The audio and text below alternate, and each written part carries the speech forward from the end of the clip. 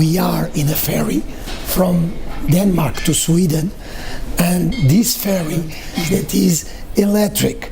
So we have a Kia e-Niro, 100% electric, in a boat that is electric.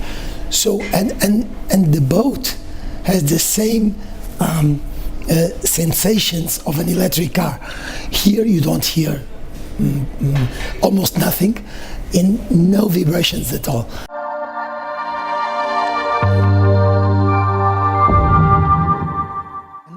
And now it's time to speak about vehicle to grid. Electric cars have the ability not only to receive energy, but also to give back this energy to the grid. And we are going to speak with Martin from Nuvve about this concept. So, Martin, what is vehicle to grid? So vehicle to grid is the car's capability of sending power back, as you explained. But when you have that capability, you can earn money on it, because there's different kind of services the car can now participate in. Okay, and who pays these services? Right now, it's the transmission system operators that pays us for this service in Denmark. But in the future, it will also be possible to have some local services, maybe also feeding energy not only back to the grid, but also to the building. So there are so many possibilities that will open now that we have more cars and more chargers participating here. Besides that, we are speaking also about grid stabilization, or not? That's correct. Today we do grid stabilization with the cars here and the other. Altogether we have 40 cars doing this every day in Denmark, and we have earned money on this for the last 2.5 years here in Denmark. So when people speak about the problem of many cars at the same time charging in the grid, this is a way of dealing with it? Absolutely, this is one of the important solutions for this in the future, because it will be possible to have some cars charging at one street, for instance, and have other cars feeding energy back at the same time. So if you absolutely need to drive in the afternoon where everybody is cooking, you can do that, but have the other cars locally feeding back to your car. So this is absolutely part of the solution, not only stabilizing the grid on the higher level, but also on the very lower level. This is not only for business users, but for private users?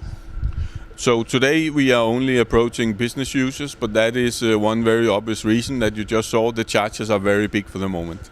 This is the first generation charger. The next ones coming this year or maybe next year, they will be much smaller, so they will be easier to install at private homes. So that is also one of the reasons.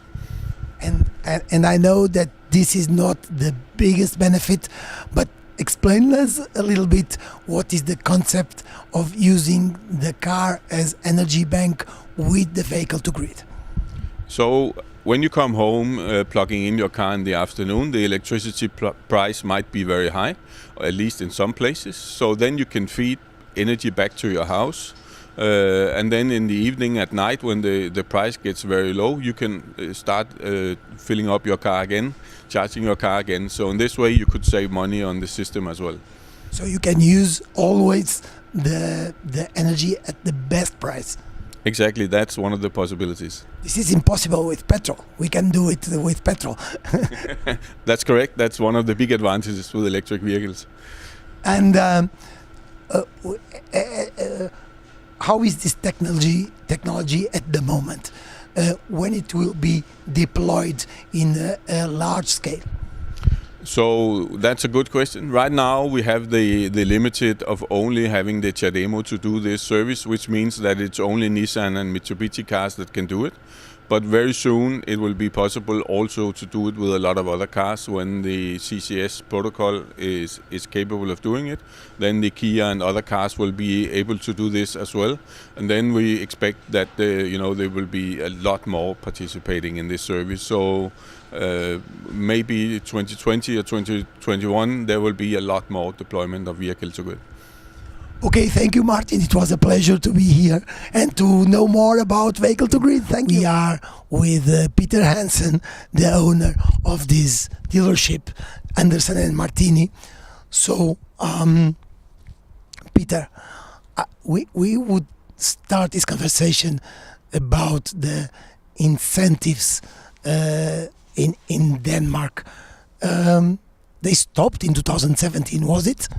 That's correct. They stopped in 2017, and that's why sales dropped 100%. 100%. Basically, no electric vehicles were sold by that time. But still, the government has a target of keeping more electric cars on the road. That's correct, and that's why they put on the incentives now that actually you can have this one, Kia Niro, for instance, tax-free. Apart from the VAT. You have to pay the VAT, but no luxury tax. The luxury tax in Denmark is 150% on top of the VAT. Could we say, and speaking about all kinds of cars, that Denmark is probably the European country with the highest taxes in cars? Yes, I think only superseded by Greece. Denmark and Greece are the countries in Europe with the highest taxes on cars. That's correct. Is it difficult to sell cars, especially in Copenhagen, where we see so many people with a lifestyle that is basically using a bike? Is it difficult to sell cars now? No, it's actually not difficult because people need a car anyway. Especially once they get kids, they need a car. Okay, so. Speaking again of the incentives, you think that incentives are directly linked to the sales of the new cars, of electric vehicles. You drop the incentives, sales go down. Absolutely, yes. Okay, and how do you see OEMs managing to comply with the rules of emissions without electrification? Well, that's a problem because in the Danish Prime Minister, he says in the year 2030 we need 1 million cars, electric cars in the street. That means we have to sell 100,000 per year for the next 10 years.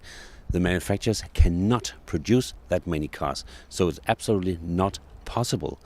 But the company, let it be Kia for instance, if Kia could supply the e-Niro right now, they could sell thousands and thousands and thousands of those cars because right now it's so hyped to drive an electric car and it's cheap. It's only cheap for the next year or two.